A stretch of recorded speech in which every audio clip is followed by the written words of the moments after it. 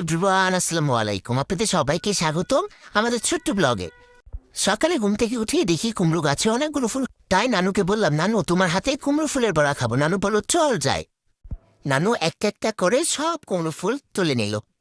আপনারা বিশ্বাস করবেন না যদি বাসায় না বানান, এই কুমড়ো ফুলের বড়াটা খেতে এত বেশি মজা হয়, এত বেশি মজা হয় যে বারবার ট্রাই করবেন।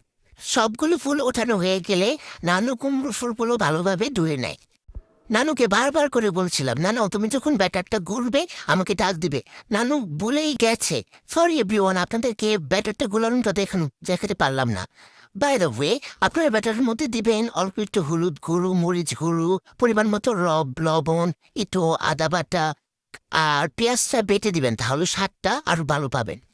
আর হ্যাঁ, আরেকটা কথা, ব্যাটারটা করতে হবে চালের গুঁড়ো দিয়ে। এই ব্যাটারের মধ্যে ফুলগুলো ভালোভাবে ডুবিয়ে, দেখতে পাচ্ছেন কিভাবে ডুবাচ্ছে নানু, ভালোভাবে ডুবিয়ে তাওয়াতে দিয়ে দিবে। উল্টিয়ে পাল্টিয়ে ভেজে নামিয়ে রাখবে। এই কুমড়ো ফুলের বড়াটা কিন্তু অল্প তেলেই বাঁধা যায়, সেজন্য স্বাস্থ্যকর। উঠিয়ে নিয়েছি, আমাদের কুমড়ো ফুলের বড়াটা রেডি। আপনারা খেয়ে ট্রাই করবেন, ইনশাল্লাহ ভালো লাগবে। আমাদের চ্যানেলটা সাবস্ক্রাইব করে দিন। আল্লাহ হাফেজ।